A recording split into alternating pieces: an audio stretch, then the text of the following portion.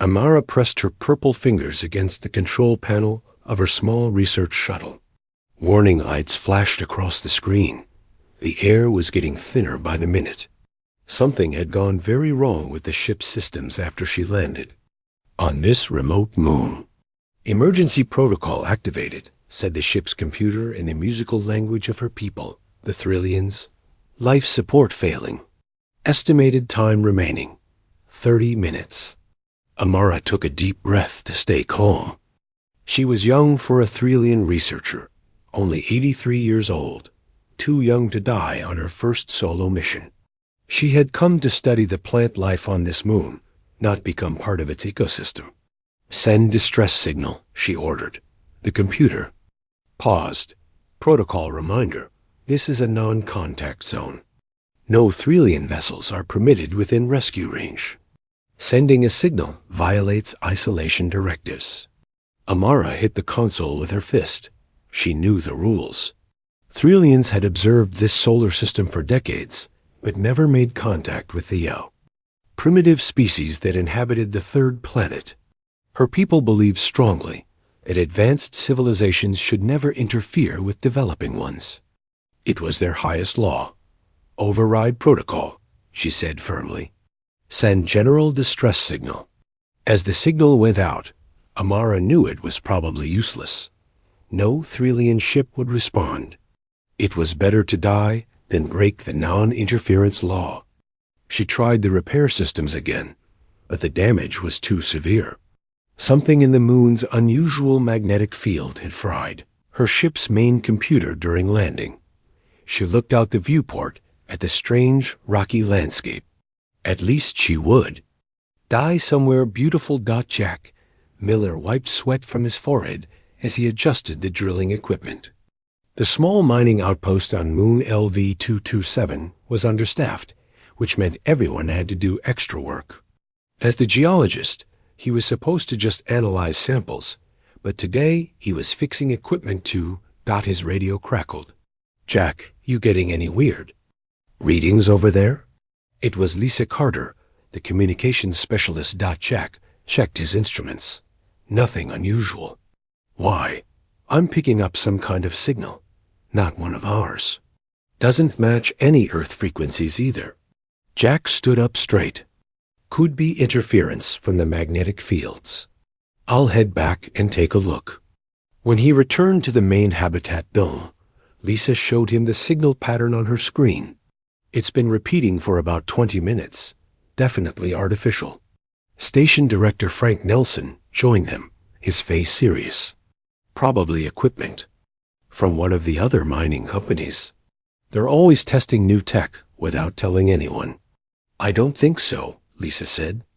"It's coming from Sector 16. There's no authorized operations there." Jack studied the map. Sector 16 was a valley about 5 miles from their position. Could be a crashed drone. "I can take the rover and check it out." Frank frowned. "Company. Protocol says we report unusual signals and wait for instructions." "That could take days," Jack argued. "If it is someone's expensive equipment, they'd want it recovered quickly." Frank still looked doubtful, but he nodded. "Take the rover, but be back before dark and keep your radio on at all times."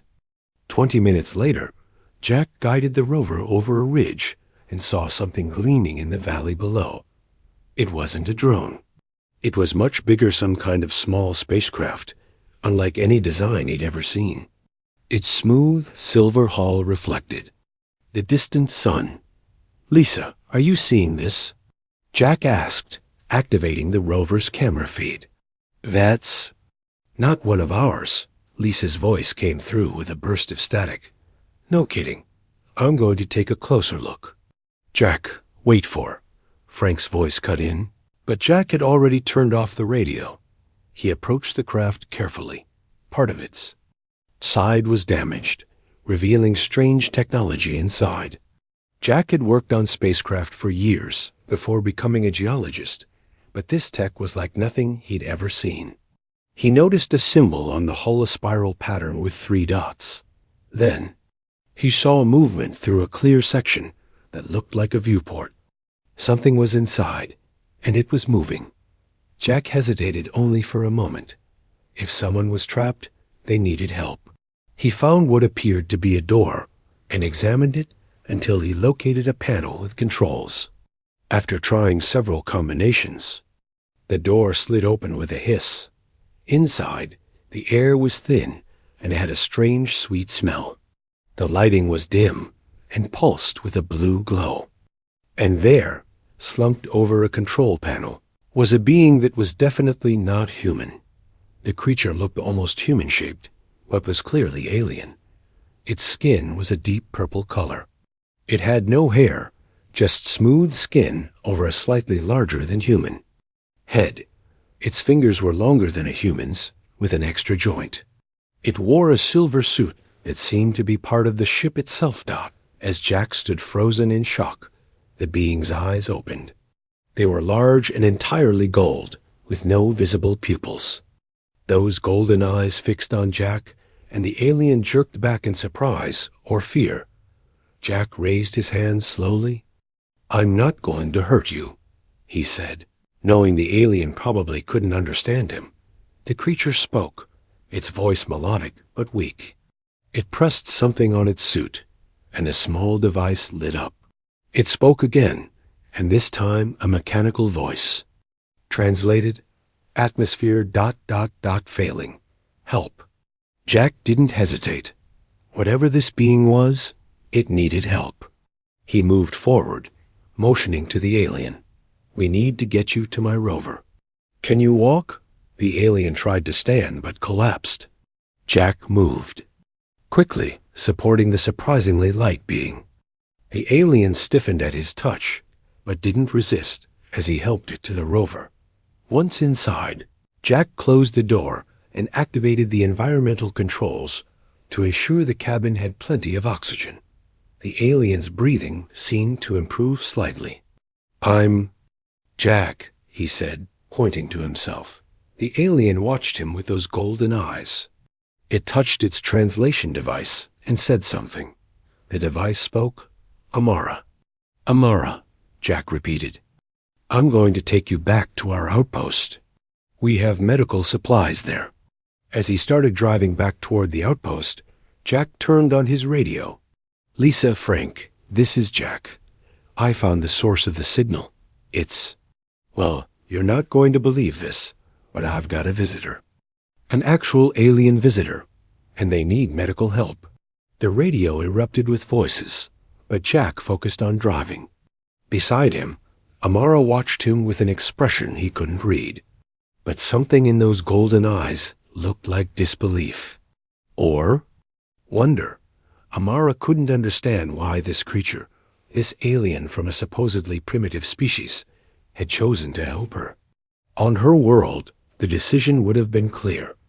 Maintain isolation at all costs. No Threlian would have saved an alien if it meant revealing themselves. Yet this human had not hesitated. He had chosen to save her life without knowing anything about her. As the rover bumped across the moon's surface, Amara realized she was witnessing something her people's centuries of distant observation had never revealed, about human something that left her stunned. The rover bounced over the rocky surface of the moon as Jack drove back to the mining outpost. Every few seconds, he glanced at Amara. The alien sat very still, her golden eyes watching him with a mix of fear and wonder. "We're almost there," Jack said, pointing ahead to where the metal domes of the outpost shone in the distance. Amara's translation device beeped softly. "Your people ... will they harm me?" Her mechanical voice had no emotion, but Jack could see worry in her eyes. "No," Jack said firmly, "but they might be scared at first. You're the first alien any of us have ever met." As they approached the main airlock, Jack saw several figures waiting for them. He recognized Frank's tall form and Lisa's red hair. Next to them stood Alan Brooks, the security chief, who already had his hand on his stunner. Jack parked the rover and turned to Amara. "Stay calm. I won't let anything happen to you." The airlock door opened, and Jack stepped out first, holding up his hands. "She's injured and needs help," he called out. "She's not dangerous." Frank stepped forward, his face pale. "Jack, what have you done? Protocol clearly states any unknown life forms must be reported to Earth Command before." "She would have died," Jack interrupted. There wasn't time for protocols. Alan moved beside Frank, his stunner now pointed at the rover. "We don't know what that thing is capable of. It could be carrying diseases or weapons." "Her name is Amara," Jack said, firmly. "And she's scared and hurt. We need to get her to medical."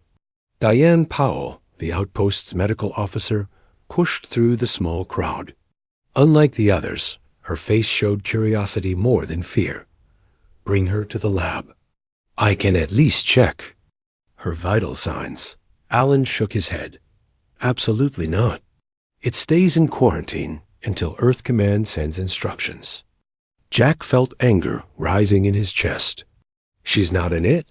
She's a person who needs help." "A person?" Alan laughed. "That's an alien, Miller. We have no idea what it wants or why it's here."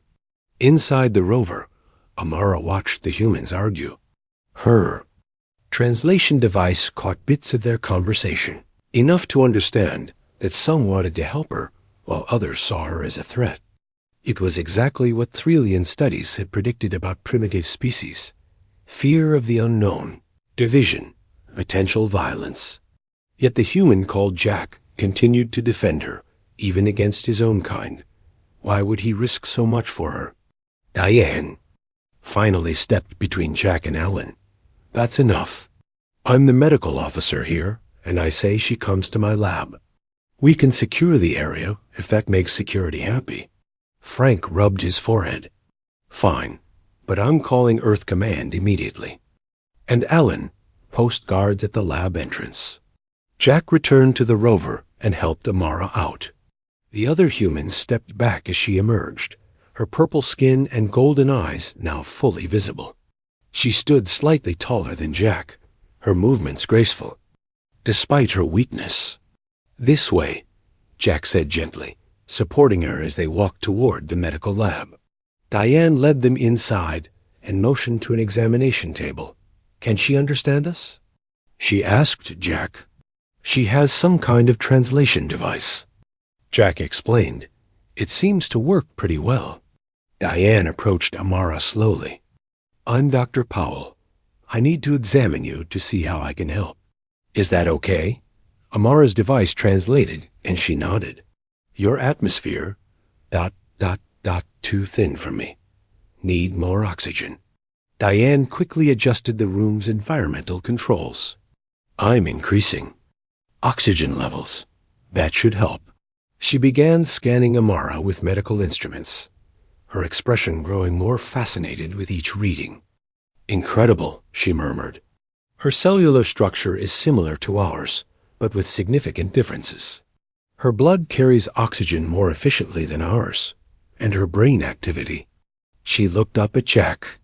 "It's off the charts compared to human." "Patterns." Jack smiled at Amara. "See? We're learning from each other already." Amara watched as the human doctor continued her scans. On her world, allowing such examinations would be unthinkable. Threlian law forbade sharing any biological information with lesser species. Yet here she was, breaking the most sacred rules of her people. "Your ship," Jack said, sitting beside the examination table. "Can it be repaired?" Amara's device translated his words, and she shook her head. "Main systems damaged. Beyond repair with available tools." "So you're stuck here," Jack said slowly. Before Amara could respond, the lab door slid open. Frank entered with Alan close behind him. "Earth Command has been notified," Frank announced. "They're sending a special team. Should be here in about 2 weeks." He looked at Amara. "Until then, our visitor stays in a secure room." Jack stood up. "She's not a prisoner, Frank." "No, but we have to follow protocol." Frank's voice softened slightly. "Look, Jack, I understand you want to help, But this is first contact with an alien species. We have to be careful. I agree with being careful, Jack said. But treating her like a threat won't help anyone. Amara watched the exchange with growing interest. These humans argued openly, challenged their leaders, and expressed different opinions. On Threlian, such behavior would never be allowed. Decisions came from the top and were followed without question. Perhaps, Amara's translator spoke, drawing everyone's attention. I can provide information to ease your concerns. Frank looked surprised, but nodded. Go ahead. My people, the Threlians, have observed your planet for many years, Amara explained. We study developing worlds, but never interfere. It is our highest law. She paused as her device translated. I broke this law by sending a distress signal.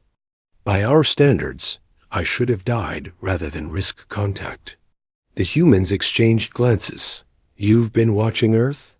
Lisa asked, having joined them in the lab. For how long? 57 of your years, Amara replied. We have stations hidden throughout your solar system. Alan's hand moved to his stunner again. So there are more of you out there? Is this some kind of invasion preparation? Amara's golden eyes widened.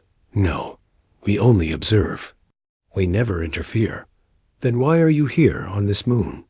Frank asked. Botanical research, Amara said. This moon has plant species with unique properties. I was collecting samples when my ship malfunctioned. Jack looked at the others. See? She's a scientist, just like us. Diane finished her examination and stepped back. She's stable now. The increased oxygen is helping, but her body sustained stress from the oxygen deprivation. She needs rest. Frank sighed. All right. She can stay in the guest quarters, but with guards outside. As the others left to prepare the room, Jack stayed with Amara. Thank you, she said simply. Jack smiled. For what? For saving me. For defending me to your people? She paused. No Threlian would have done the same for you. Jack looked surprised. No? Why not? Our laws are absolute. Non-interference is sacred. Amara's golden eyes studied him intently. Yet you broke your rules to help me. Why? Jack thought for a moment. Because it was the right thing to do. When someone needs help, you help them. Doesn't matter where they're from. Amara considered his words. Such a simple answer to explain. An action her entire civilization would condemn. As Diane returned to help her to the guest quarters, Amara realized she had much to learn about these humans, especially the one who had chosen compassion over fear. Life over rules.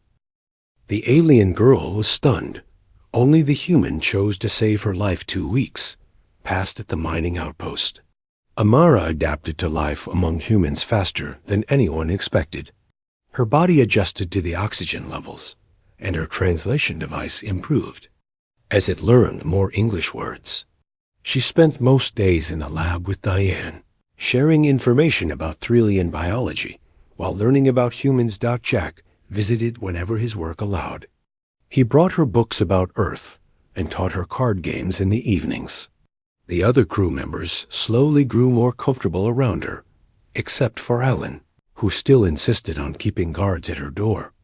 One morning, Jack found Amara in the HFY common room, studying a star chart on a tablet. Her purple fingers moved gracefully across the screen. Looking for home? Jack asked, sitting across from her. Amara nodded. My world is here, she said, pointing to a star system Jack didn't recognize.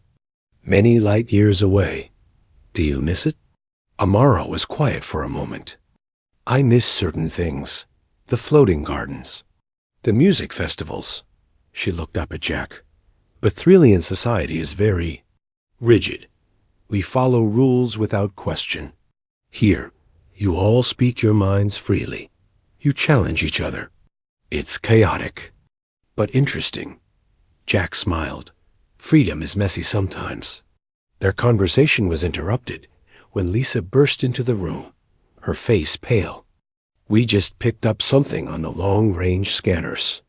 A ship is approaching. Jack stood quickly. Earth Command? They're early. Lisa shook her head. It's not one of ours. She looked at Amara. The design matches what Jack described of your shuttle, but much larger. Amara's golden eyes widened. That's impossible. No Threlian vessel would come here. She moved to the scanner display and studied it. Her purple skin seemed to pale. It's an enforcement vessel. Enforcement? Jack asked. They enforce our non-interference laws, Amara explained, her voice now urgent. They must have detected my distress signal. They've come to ... remove all evidence of contact. Frank joined them, followed by Alan and Diane. What does that mean exactly? Frank asked. Amara looked at each of them. My people believe that any contamination between species must be eliminated. They will destroy my ship, any evidence I was here. And ... Kuchi paused. Anyone who has had contact with me. A heavy silence fell over the room. They would kill their own kind? Diane asked in disbelief. And all of you? Amara added quietly. To them, it's not murder, it's quarantine. Alan moved toward the weapons locker. Then we defend ourselves.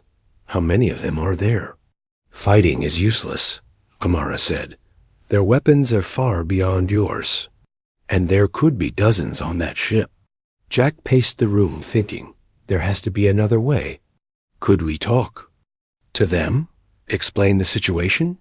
Amara shook her head. Thralians don't negotiate about non-interference laws. Lisa studied the scanner readings. The ship will reach us in about 6 hours at its current speed. Frank turned to Jack. You got us into this mess by bringing her here. Any ideas how to get us out? Jack looked at Amara thoughtfully. You said Thralians have been observing Earth. For decades. That means they must have studied our languages, our culture. Yes, Amara confirmed. We have extensive research on human civilizations. Then they might understand us if we try to communicate, Jack said. Lisa, can we modify our communication array to broadcast on their frequencies? Lisa nodded slowly. If Amara helps with the specifications, probably. It won't work, Amara insisted. Enforcement units are selected for their absolute loyalty to our laws. Maybe, Jack admitted. But what's the alternative? We have to try something. He turned to Frank. We don't hide, we don't fight. We talk to them. Frank considered this for a moment, then nodded. Do it. For the next few hours, Jack and Lisa worked with Amara to modify their communications equipment. Amara showed them how to adjust the signal to match Thralian frequencies and taught Jack basic greeting phrases in her language. As the ship drew closer, the outpost fell quiet. Everyone gathered in the control room, watching the large vessel approach on the scanner. It's in orbit, Lisa announced. Holding position above us. Jack looked at Amara. Ready? She nodded, though her hands trembled slightly. Jack activated the modified transmitter. Thralian vessel, this is the human mining outpost on Moon LV-227. We know why you've come, but we ask you to hear us first. For a long moment, there was only silence. Then the screen flickered, and an image appeared. A Thralian male with darker purple skin than Amara stared at them. His golden eyes narrowed as he saw humans and Amara together. I am Commander Zorax of the Thralian Enforcement Division, the alien said, his words translated by their system. Researcher Amara has violated our highest law. All evidence of contact must be removed. Jack stepped forward. Commander, my name is Jack Miller. I'm the one who found Amara when her ship crashed. I chose to save her life. Zorax's expression didn't change. Your actions are irrelevant. Our protocols are absolute. Are they? Jack challenged. Is the destruction of innocent life really your highest value? We saved one of your people when she was dying. Does that deserve a death sentence? Zorax seemed surprised by Jack's direct approach. You cannot understand our ways. Maybe not all of them, Jack admitted. But we understand enough to respect Amara's culture while also valuing her life. We've learned from each other these past weeks. Amara moved beside Jack. Commander, these humans have shown me something our studies never revealed. They choose compassion over rules when lives are at stake. It doesn't make them primitive. It makes them wise in ways we are not. Zorax's golden eyes shifted to Amara. You have been contaminated by their thinking. I have been enlightened by it, she countered. Our non-interference policy is based on the belief that contact harms developing species. But look at them. She gestured to the humans around her. They haven't been harmed by knowing me. They've been curious, careful, and kind. Jack saw uncertainty flicker across the commander's face. We're sending you our logs, he said, nodding to Lisa, who transmitted. The files. See for yourself how we've treated Amara. Watch how we work to understand her needs, respect her knowledge, and protect her safety. Zorax was silent as he received the files.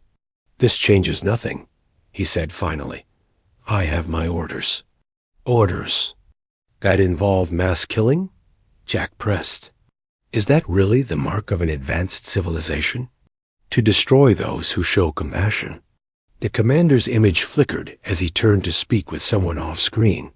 When he faced them again, his expression had softened slightly. I will review your evidence, he said, and I will speak with Amara alone. Prepare for my arrival in 1 hour. The screen went dark. Jack looked at Amara.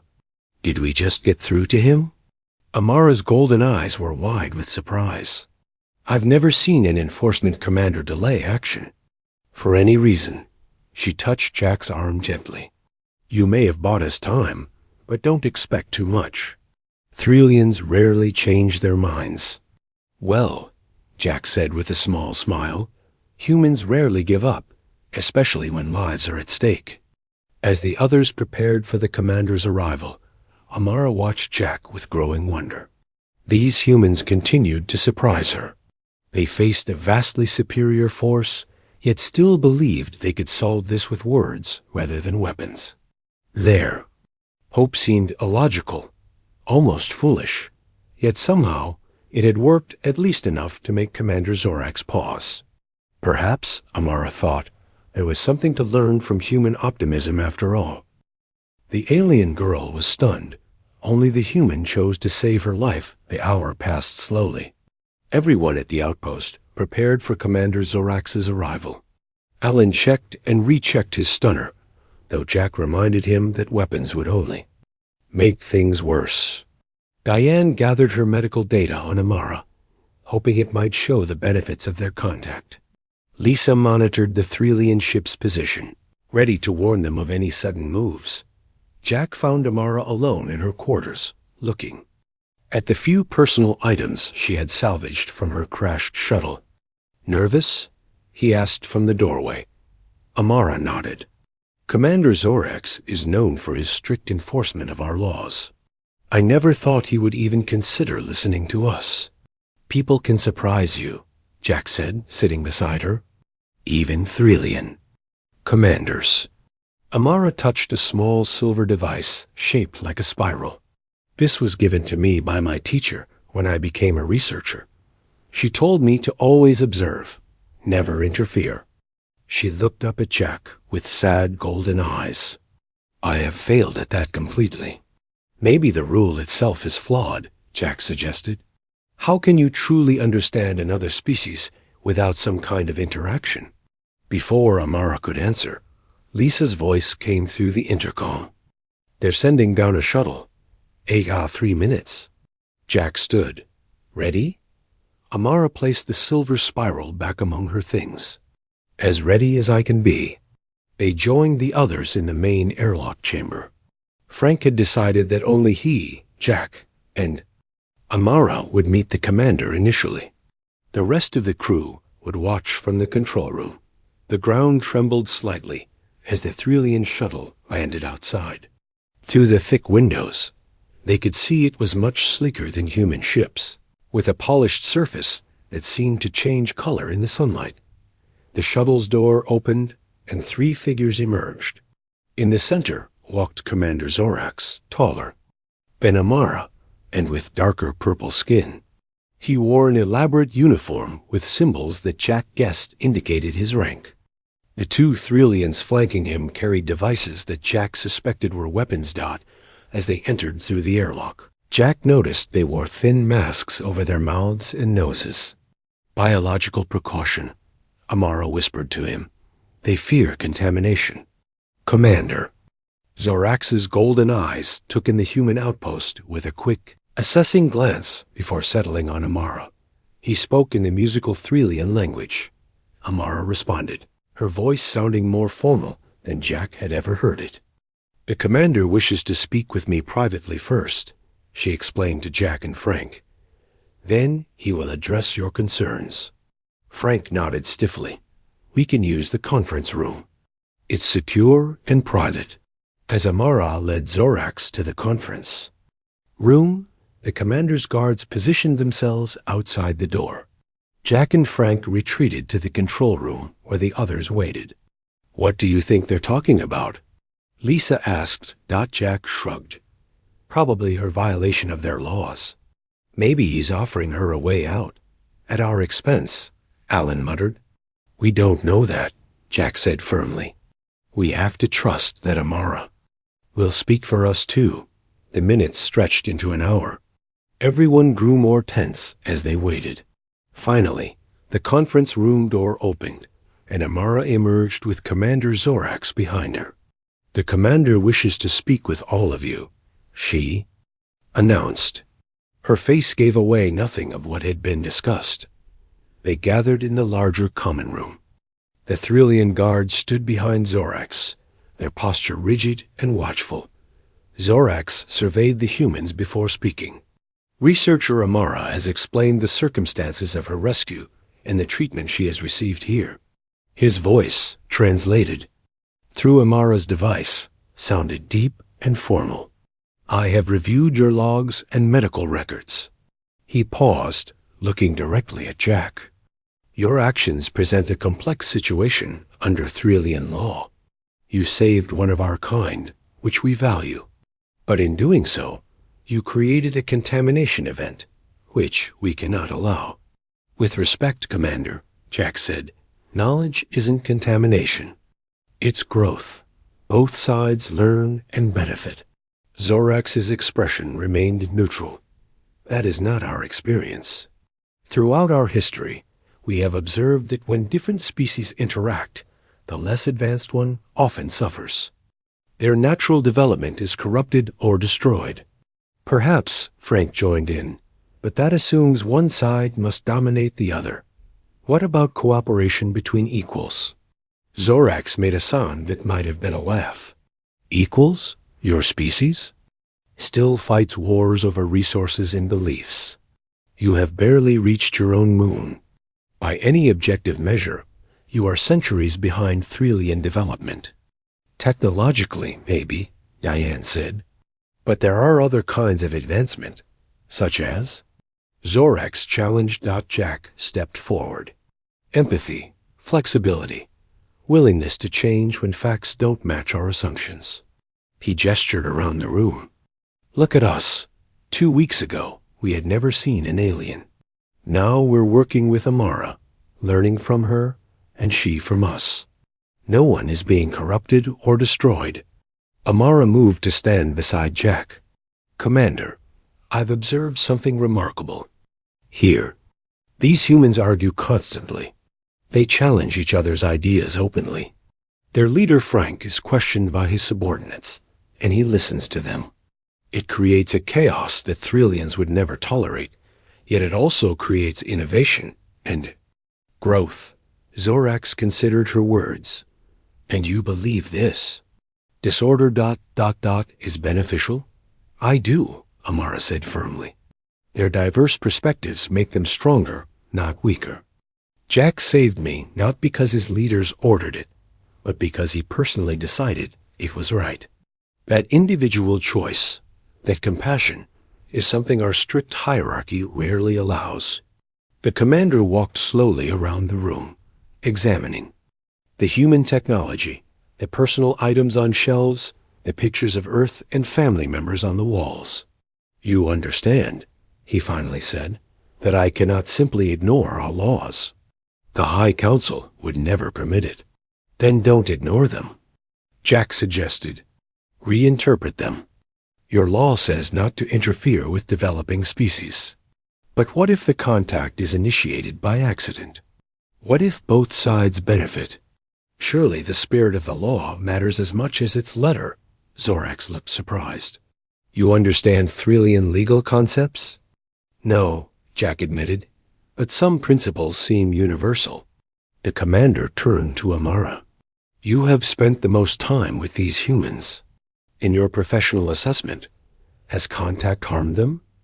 Amara didn't hesitate. "No, they have remained true to their nature while expanding their understanding. If anything, contact has helped them. And it has certainly helped me see the limitations of my own perspective." Zorax was silent for a long moment. The room felt tense as everyone waited for his decision. "I propose a compromise," he finally said. "This outpost will be classified as a special cultural observation zone. Amara will remain here as an official cultural attaché first in our history. She will document this experiment in controlled contact." He turned to face Frank directly. "But no information about Threlians can be transmitted to Earth. Your crew must maintain isolation until we determine if wider contact is appropriate." Frank looked at his crew, then back at Zorax. "And if we agree to these terms, then there will be no need for evidence removal," Zorax said carefully. Jack felt relief wash over him. It wasn't perfect, but it was a start, and more importantly, everyone would live. Frank extended his hand to the commander. "We have a deal." Zorax looked at the outstretched hand with curiosity before slowly reaching out his own purple hand to complete the human gesture. As the two leaders sealed their agreement, Amara caught Jack's eye and smiled. In that moment, they both understood that something historic had begun, a bridge between two very different worlds, built on one simple act of compassion. 1 year passed since the day Commander Zorax made his surprising decision. Life at the mining outpost had changed in ways no one could have predicted. The small collection of domes and labs had expanded to include a new research facility where Amara worked alongside the human scientists. On this particular morning, Jack found Amara in her lab, reviewing data on her transparent screen. Her purple fingers moved quickly over the display, sorting information with practiced ease. "Big day," Jack said, leaning against the doorframe. Amara looked up, her golden eyes bright with excitement. "The shuttle should arrive in 3 hours. I still can't believe the High Council approved this." Jack smiled. "Your reports must have been very convincing." After Commander Zorax left, Amara had begun sending detailed observations about human culture back to her people. At first, the Threlian authorities had been skeptical. But over months, as they reviewed her findings, something unexpected happened. Young Threlian scientists became fascinated by humans and their different way of thinking. "I only reported what I saw," Amara said modestly. "That humans can be chaotic and emotional, yet still achieve remarkable things. That your differences make you stronger, not weaker." Jack sat beside her. "And now we're getting visitors. Actual Threlian scientists. Coming here on purpose. 5 of them," Amara confirmed. "All volunteered specifically for this assignment. That's never happened before in Threlian research history." Outside the lab window, Jack could see the other crew members preparing for their guests. Frank was inspecting the new visitor quarters. Lisa was adjusting the communication systems to better handle Threlian language patterns. Even Alan, who had been the most suspicious of Amara initially, was helping set up security protocols that would protect both species. Remember how scared everyone was when you first arrived? Jack asked. Amara smiled. You weren't scared. You just helped me.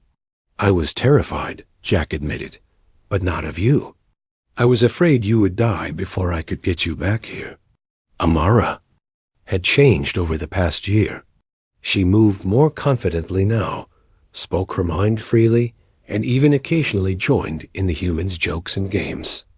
Her formal Threlian manner had softened, though she still maintained certain cultural practices from her world. The humans had changed too. They had learned patience from Amara's careful, methodical approach to problems. They had gained new perspectives on their own behaviors by seeing themselves through alien eyes. And they had begun to look at the stars differently, knowing now that they weren't alone. I should check the environmental controls in the visitor quarters, Amara said, rising from her seat. Our guests will need higher oxygen levels than you humans. Jack walked with her toward the new dome. Do you think they'll adjust as well? As you did? They've been training for this mission for months, Amara said. But theory's different from reality. They may struggle at first with how unpredictable you all are. Jack laughed. We'll try to be on our best behavior. Please. Don't, Amara said seriously. I want them to see humans as you truly are. That's the whole point. As they reached the visitor quarters, they found Diane adjusting the medical equipment she had prepared for the Threlian guests. I've been studying your physiology for a year, she told Amara, but having more subjects will help me understand the variations in your species. And help your people understand us better, Amara added. Medical knowledge flows both ways. Jack watched them discuss the finer points of Threlian biology, still amazed by how natural it now seemed to have an alien working alongside them. A year ago, the idea would have been unthinkable. The alert system chimed, and Lisa's voice came through the speakers. Threlian shuttle detected. They're ahead of schedule. 90 minutes. Everyone moved faster after that announcement. Final preparations were made. Welcome messages were prepared, and the crew gathered in their best uniforms near the main airlock. As they waited, Frank pulled Jack aside. Earth Command still isn't happy about being kept in the dark about all this, Jack nodded. I know, but we agreed to Zorax's terms. No information about Threlians goes back to Earth until both sides are ready for wider contact. And if they're never ready? Frank asked. Then we've still made history, Jack said. Just very quiet history. The ground trembled slightly as the Threlian shuttle descended toward the landing pad. It was smaller than Zorax's ship had been, but still elegant and advanced compared to human vessels. Amara stood straighter as the ship touched down. This is really happening, she whispered, more to herself than to Jack. The shuttle's door opened, and 5 Threlians emerged. They were dressed in simple gray uniforms, rather than the elaborate outfits Zorax and his guards had worn. Their purple. Skin varied in shade, and they moved with the careful steps of people in an unfamiliar gravity. The leader, a female Threlian with light purple skin, approached first. She made the formal Threlian greeting gesture to Amara, then surprised everyone by extending her hand to Frank in the human way. I am Senior Researcher Kalara, she said through her translation device. My team and I are honored to be the first official Threlian delegation to meet with humans. Frank shook her hand. Welcome to Outpost LV-227. We're honored to have you. The other Threlians looked around with obvious curiosity. Unlike Zorax's team, they wore no masks. One of them, a younger male, stepped forward eagerly. Which one is Jack Miller? He asked, his translator making his voice sound excited. Jack raised his hand. That's me. The young Threlian moved closer. Your decision to save researcher Amara, despite your protocols, has become famous among our younger scientists. It has made us question many of our assumptions about interference, and Isolation. Jack looked embarrassed. I just did what seemed right at the time. That is precisely what fascinates us, another Thrillian said. How you trust your individual judgment in the moment, rather than relying solely on established rules. As the group moved inside for formal introductions, Amara fell into step beside Jack. You've become something of a legend among young Thrillians, she said quietly. The human who challenged our oldest traditions simply by showing compassion. Jack shook his head. I never intended to change anything. I just couldn't let you die. Amara touched his arm gently. That's exactly why it matters. You didn't save me to make a point or change my culture. You did it because you valued life over rules. She looked ahead at the visiting Thrillians, who were asking questions about everything they saw. And now, because of that one choice, two species have a chance to learn from each other. As they joined the others for the welcoming ceremony, Jack watched the Thrillian scientists interacting with his crewmates. Already they were exchanging questions, observations, and even a few cautious jokes. Boundaries were being crossed, assumptions challenged, new connections formed. All because, 1 year ago, he had chosen to save an alien girl's life. Amara caught his eye across the room and smiled. In that smile was everything they had learned from each other. Curiosity, respect, friendship, and the understanding that sometimes the most important discoveries come not from rigid rules or careful plans, but from simple acts of compassion that bridge the stars themselves.